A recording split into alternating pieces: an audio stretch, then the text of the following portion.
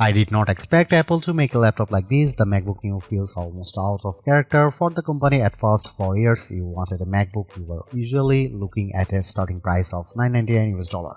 Sure, older models like the MacBook Air M1 could fall to around $699 US on sale, but that was still far above what most budget buyers were shopping for.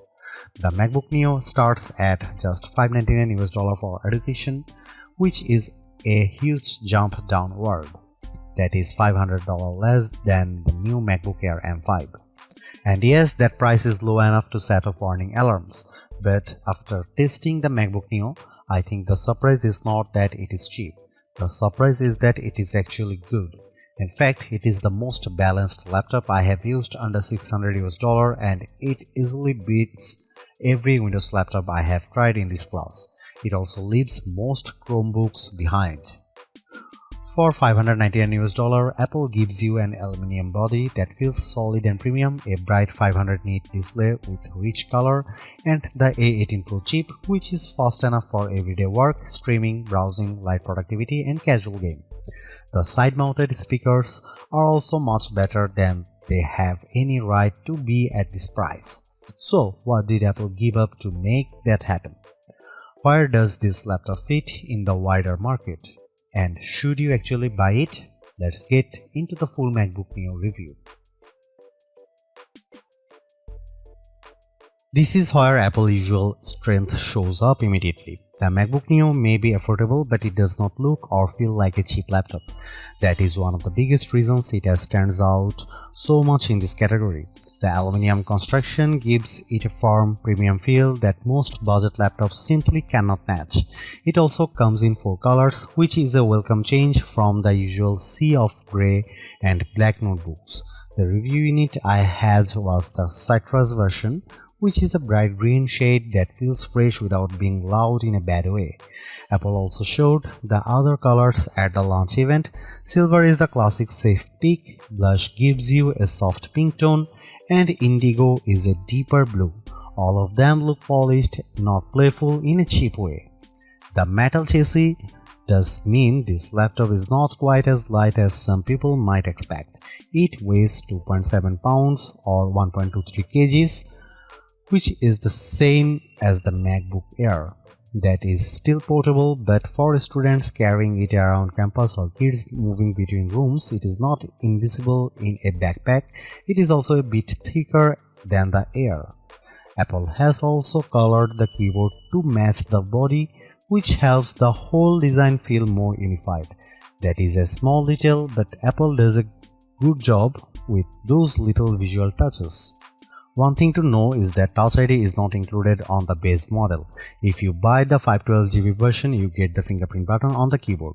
That is much more useful than the standard log button on the cheaper model, especially because Touch ID speeds up logins, purchases, password entries, and app approvals. It is a shame Apple locked that feature behind the more expensive configuration, since biometric security is already common on many cheaper laptops. The keyboard itself is comfortable and familiar. It feels like a proper Magic Keyboard, which is good. The bad news is that it is not backlit. That is probably the clearest compromise Apple made to hit this price point, and it matters more than some people might think. In a dim classroom, a dorm room, or a late night study session, the missing backlight becomes annoying fast. That may not be a deal breaker, but it is definitely something buyers should know. On the left side, you get 2 USB-C ports. These are also used for charging because there is no MagSafe 3 here. At first glance, the ports look the same, but they are not.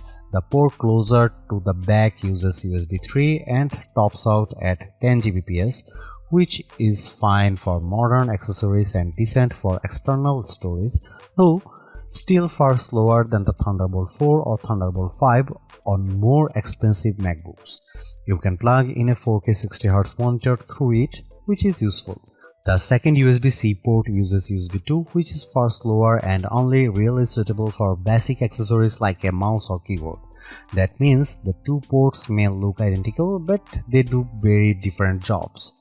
This is one of the strangest cost-saving choices Apple made. It works, but it is not elegant.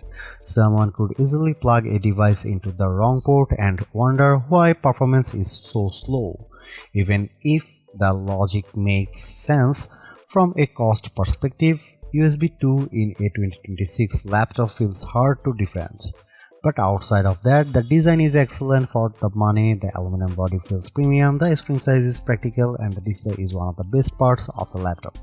At 13 inches, the panel is portable and easy to carry. At 2408 by 1506, it is sharper than the standard budget laptop display. At 500 nit, it is bright enough to use in a lot of different environments, and with support for 1 billion colors, the image looks rich and vibrant. If you are used to cheap laptops with dim, flat, washed-out panels, the MacBook Neo will feel like a major step up. It is one of the best displays you can get on an affordable laptop and maybe the best overall. The only thing missing is touchscreen support, which Apple still refuses to add here.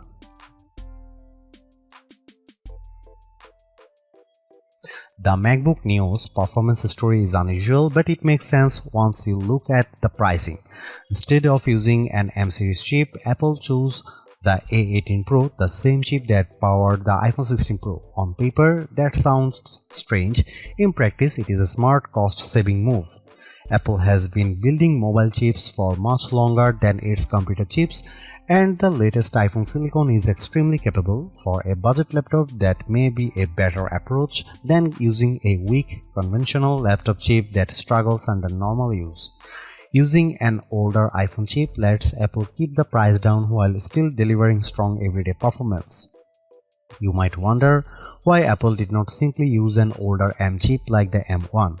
The company says the A18 Pro has a 16-core neural engine that is better suited for on-device AI work, including Apple Intelligence features inside macOS. The M1 is not as strong in that area, and the A18 also uses faster memory, so the choice is more deliberate than it first appears. Because the A18 Pro is still a 64-bit ARM chip, you are not getting some limited phone-only system here. The MacBook Neo runs full macOS, which means standard Mac apps work normally. And that matters. This is not a lockdown machine like many Chromebooks, which are limited to a narrower set of apps, or Windows 11s laptops, which are restricted in annoying ways and often push you toward Microsoft Store downloads and Edge browsing. The MacBook Neo avoids that kind of frustration completely.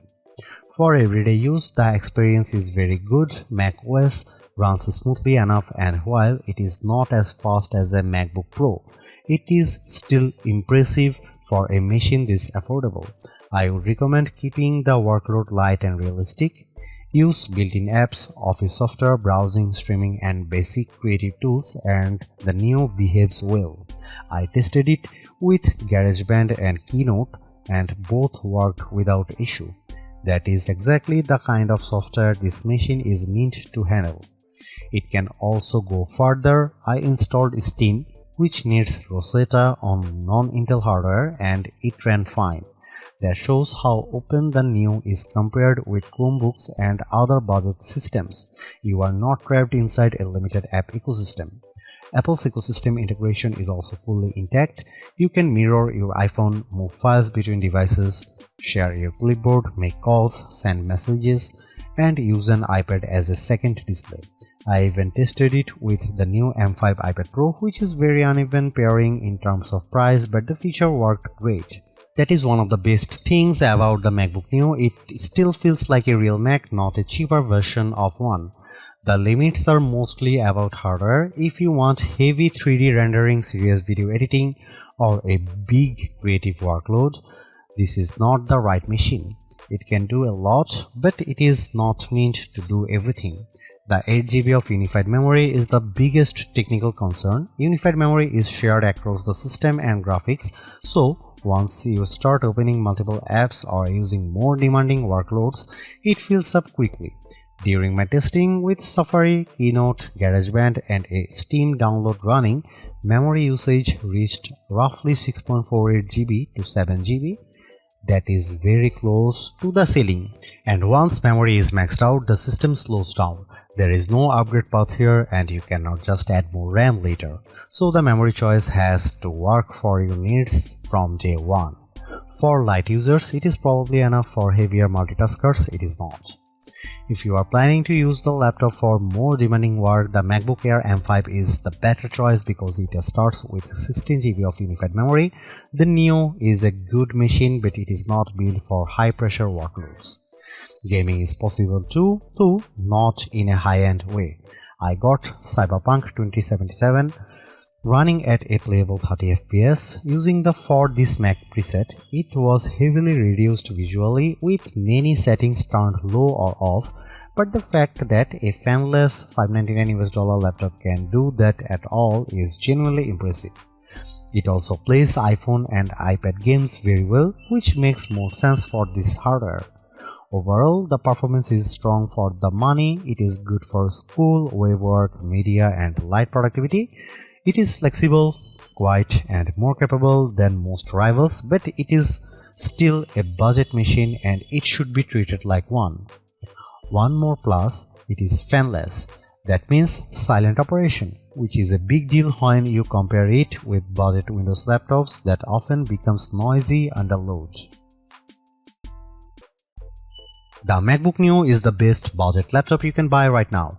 It sits at the higher end of the budget category, but the quality gap between it and most Windows laptops or Chromebooks at the same price is hard to ignore. The MacBook Neo looks better, feels better, and performs better in daily use. The display is excellent, the speakers are unusually good, and the overall experience feels far more premium than the price suggests. What Apple really nailed here is the software side. This is not a watered-down Mac experience. You still get full Mac OS, broad app support, and the normal Apple ecosystem features that makes MacBooks so useful in the first place. Yes, there are compromises. The memory is limited, the keyboard has no backlight, and the USB-C setup is odd. But those trade-offs are easier to accept when the rest of the machine is this well executed. In the end, the MacBook Neo is exactly what a budget MacBook should be. Simple, capable, polished, and worth the money.